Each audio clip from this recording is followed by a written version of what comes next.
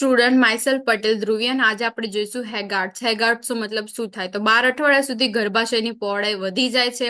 ગર્ભાશયના ઉપલા ભાગમાં ગર્ભ રહે છે, તેની દિવાલ પોચી થઈ જાય છે. પરવજાઇનલ કરીએ તો ગર્ભાશયનો ભાગ ખાલી લાગે છે અને ઉપર દબાઈએ તો આગલી અને પાછલી દિવાલ ભેગી થઈ જાય છે, જેને આપણે શું કહેવામાં આવે છે? હેગાર્ડ્સ કહેવામાં આવે છે.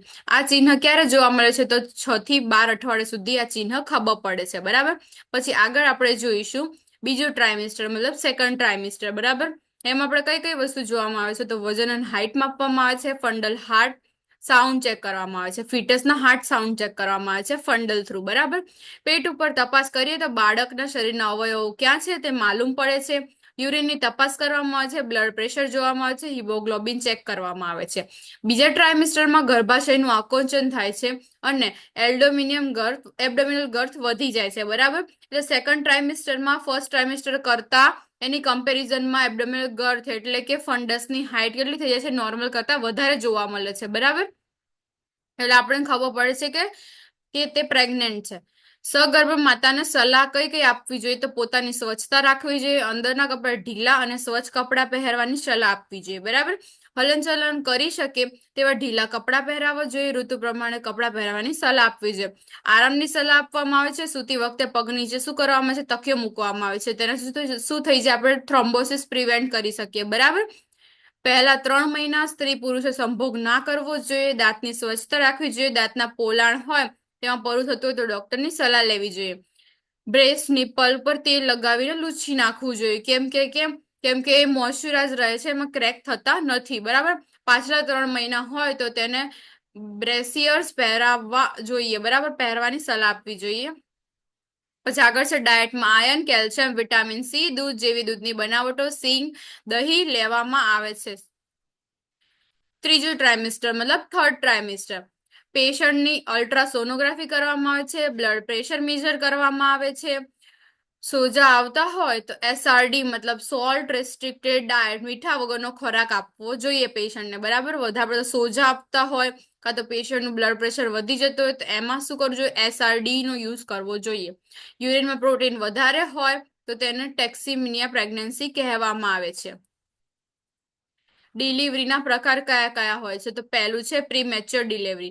9 મહિના પહેલા 7મે કાં તો 8મે મહિને ડિલિવરી થઈ જાય તો એને પ્રીમેચ્યોર ડિલિવરી કહેવામાં આવે છે. ફૂલ ટર્મ ડિલિવરી મતલબ 37 વીક ઓફ ધ જેસ્ટેશન ત્યારે એટલે 9 મહિના પૂરા થઈ જાય ત્યારે ડિલિવરી થાય તો શું થઈ જાય છે? એને ફૂલ ટર્મ ડિલિવરી કહેવામાં આવે છે. પ્રીમેચ્યોર બેબીનું વજન 2.5 કિલોથી ઓછું હોય કેમ કે અધૂરા મહિને જન્મ્યો કાં તો તેને પૂરતું પોષણ ના મળ્યું માતાના ગર્ભમાં તો એને શું કહેવામાં આવે છે? Premature baby.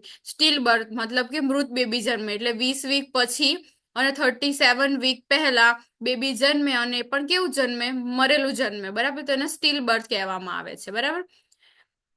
પછી આગળ આવશે અલાઇવ બર્થ મતલબ કે એ એક શ્વાસ લીધા પછી બાળક મૃત્યુ પામ્યું તો તેને શું કહેવામાં આવે છે? અલાઇવ બર્થ કહેવામાં આવે છે.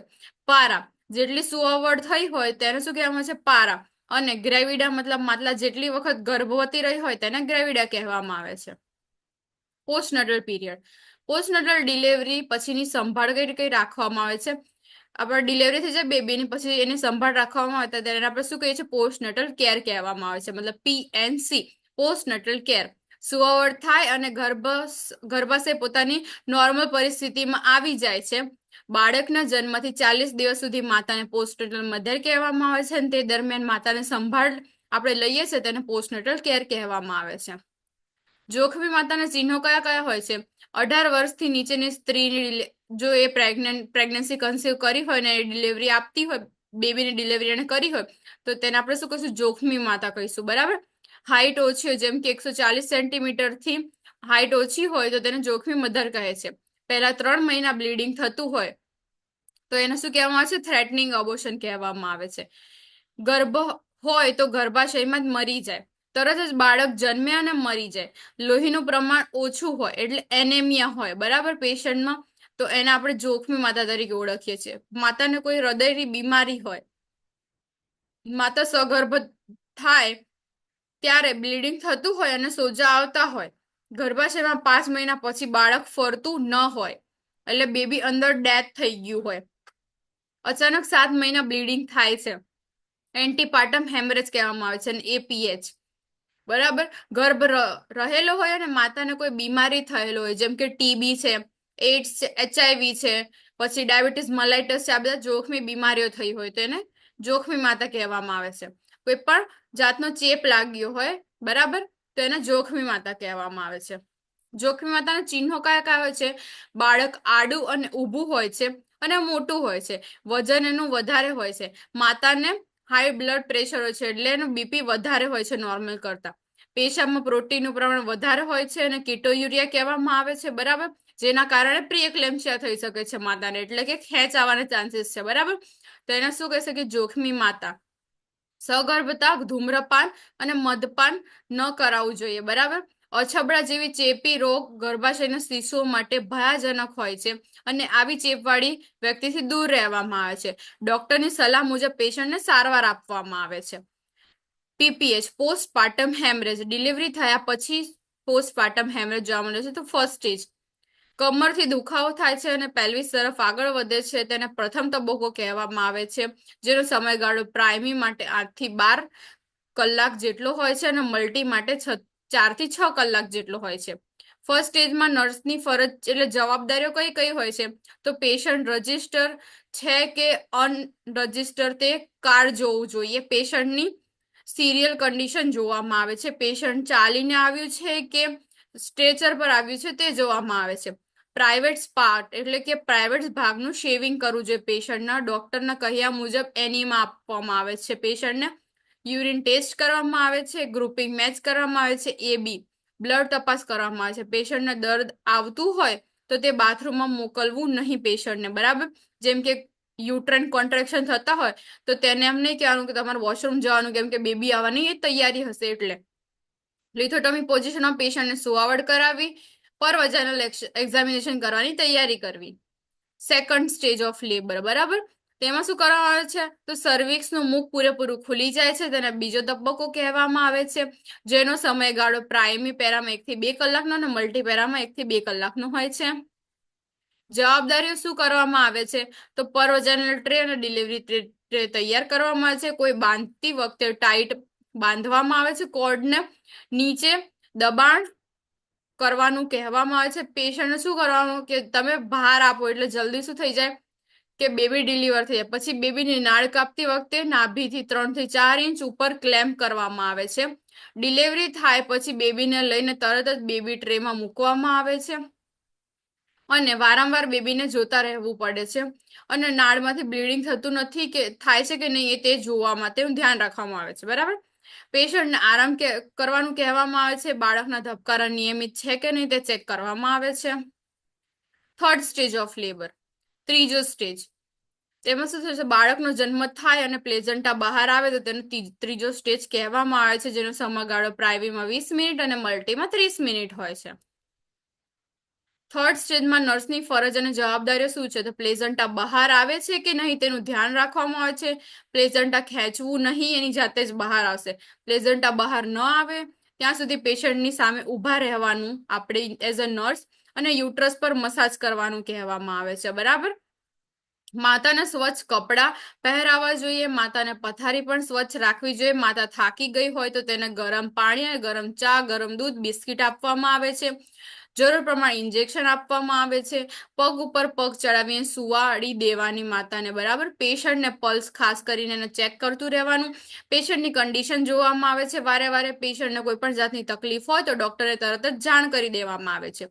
પેશન્ટની ડિલિવરી થતી હોય તો તેને સામે ઊભું રહેવું નહીં, બરાબર. બહુ ભીડ ના કરવી, એની સામે સાઈડમાં ઊભા રહેવામાં આવે છે, જેથી એને શું થઈ જાય, એમનોઇટિક ફ્લુઇડ કોથળી ફાટીને પાણી વળે પછી બાળક આવે તો તેને ઇન્ફેક્શન ના લાગે. બહુ બધા પર્સન હોય તો ક્રોસ ઇન્ફેક્શનના ચાન્સીસ વધી જશે, એટલે દૂર ઊભું રહેવાનું. પ્લેઝન્ટા શું છે? તો બાળક સાથે જોડાયેલું એક અંગ, અંદર યુટ્રાઇન અંગ કે જે બાળકને પોષણ આપે છે. તો જ્યારે માતા ગર્ભવતી હોય તો તેના ત્રીજા અઠવાડિયામાં અંડકોશ ઉપર ઓવો એક કલર હોય છે, જેને કોરિયોન કહેવામાં આવે છે, તેની ઉપર બ્લડ વેસલ્સ હોય છે. પ્લેઝન્ટા માંસના લોચા જેવી હોય છે, પ્લેઝન્ટા 8 ઇંચ જેટલી જાડી હોય છે અને પ્લેઝન્ટાની પહોળાઈ 20 સેન્ટીમીટર જેટલી હોય છે. પ્લેઝન્ટાનું વજન કેટલું હોય છે? 1/6 ભાગનું હોય છે, બરાબર. પ્લેઝન્ટાના વર્ક શું છે એના કાર્ય શું છે? તો પ્લેઝન્ટા બાળક માટે શ્વાસ લેવાનું સાધન છે, કારણ કે તેની મારફતે બાળક ઓક્સિજન મળે છે બાળકને. આમ તો એ બાળકના ફેફસા તરીકે કામ કરે છે. માતાના લોહીમાંથી બાળકના લોહીમાં પૌષ્ટિક પદાર્થો સપ્લાય કરે છે, જેથી બાળકને પોષણ મળે છે. બાળક પોતાને નકામા પદાર્થો પ્લેઝન્ટા મારફતે બહાર કાઢે છે. આમ તે બાળકના શરીરમાં ખરાબ પદાર્થો બહાર કાઢનાર અવયવ તરીકે પણ ઓળખવામાં આવે છે.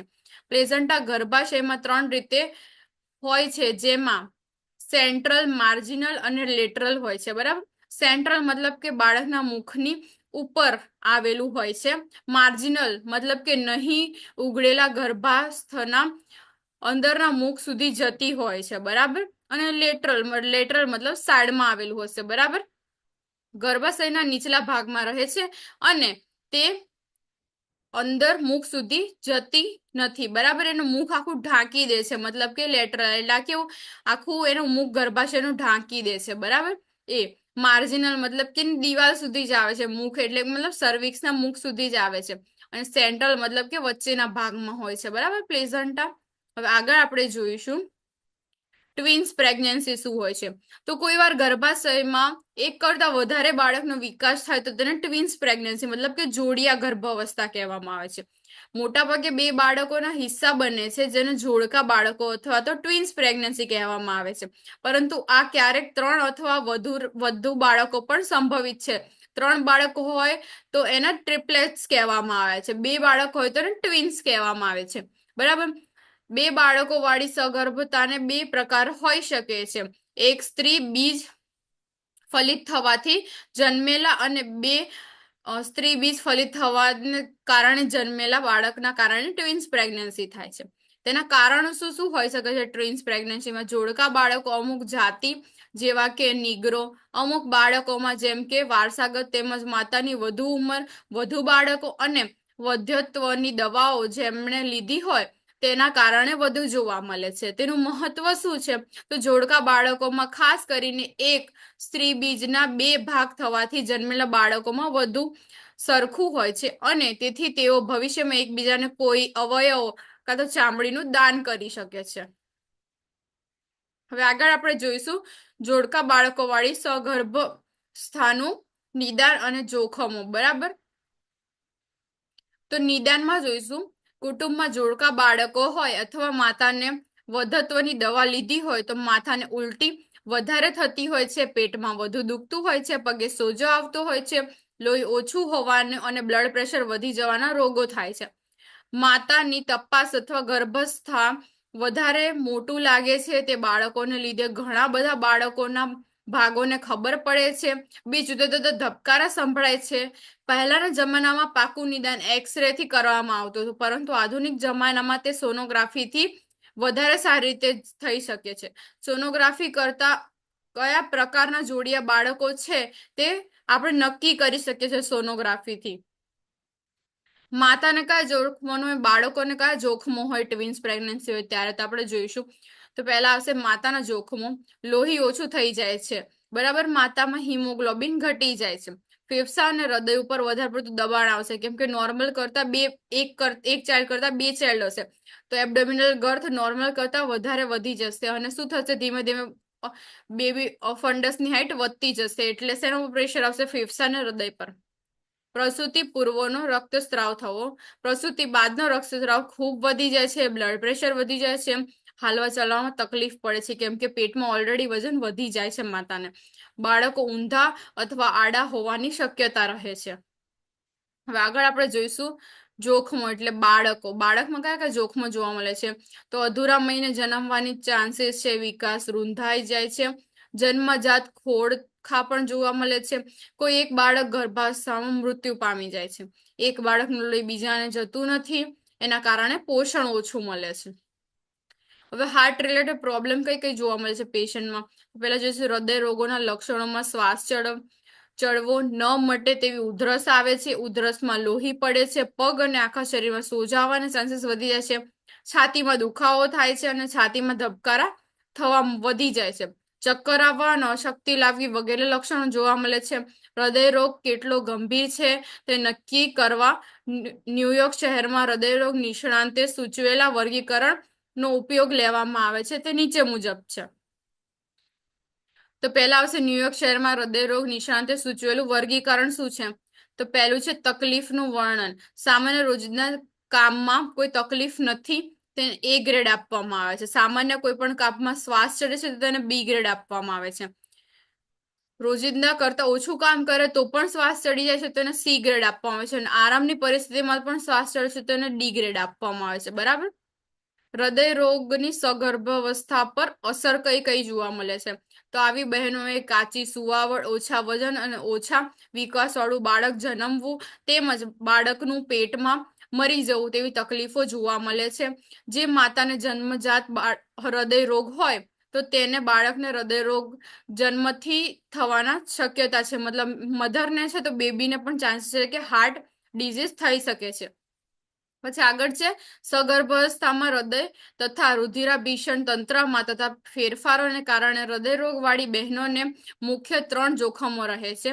હૃદય ફેલ થઈ જાય છે, મતલબ એને કાર્ડિયક ફેલિયર કહેવામાં આવે છે. આ શક્યતા સગર્ભાવસ્થામાં 7 થી 8 મહિનામાં તથા પ્રસૂતિ દરમિયાન ઘણીવાર રહે છે. ફેફસામાં પાણી ભરાઈ જાય છે. જો તેને તાત્કાલિક ઉપાય ન કરવામાં આવે તો તે જીવલેણ બની શકે છે. હૃદયના વાલ્વમાં જંતુઓનો ચેપ લાગે છે, મતલબ એન્ડોકાર્ડિયાટિસ થઈ જાય છે. બરાબર. હવે એની સારવાર કઈ રીતે કરવામાં આવે છે હૃદય રોગ થયો હોય તો પ્રસૂતિ દરમિયાન હૃદય ફેલ થવાની શક્યતા છે. તેથી બહેનોએ ઓછો શ્રમ પડે તે રીતે સુવાવડ કરવી જોઈએ. સુવાવડના બીજા તબક્કામાં ફોર્સેપ્સ અથવા તો મશીન એટલે કે વેક્યુમ સુવાવડ કરવી જોઈએ. બરાબર. ફોર્સેપ ડિલિવરી અને વેક્યુમ ડિલિવરી કરાવવી જોઈએ. જો કોઈ માતાને જન્મજાત હૃદય રોગ હોય તો તે બાળકને તેવો રોગ છે કે નહીં તેની જન્મ પછી તરત જ તેની તપાસ કરાવવામાં આવે છે કાર્ડિયો સર્જન દ્વારા. સુવાવડ પછીના દિવસમાં પણ બહેનોને પૂરતો આરામ આપવો જોઈએ અને બધા દવાઓ નિયમિત આપવી જોઈએ. આવી બહેનોએ કુટુંબ નિયોજક માટે ખાસ કરીને ઓછા બાળકોની સલાહ આપવી જોઈએ કે તમારે ઓછા બાળકોને જન્મ આપવો અને તેના ઘરવાળાએ નસબંધીનું ઓપરેશન કરાવવું જોઈએ. બરાબર. એવું સમજાવવું જોઈએ આપણે કે તમારે નસબંધીનું ઓપરેશન કરાવી લેવું જોઈએ. કામચલાઉ ગર્ભ નિરોધક પદ્ધતિઓમાં આવી બહેનોએ ગોળીઓ તથા આકડી સલાહ ભરી નથી તેથી નિરોધ વાપરવું જોઈએ. બરાબર. સંભોગ કરતા ટાઈમે. Thank you students.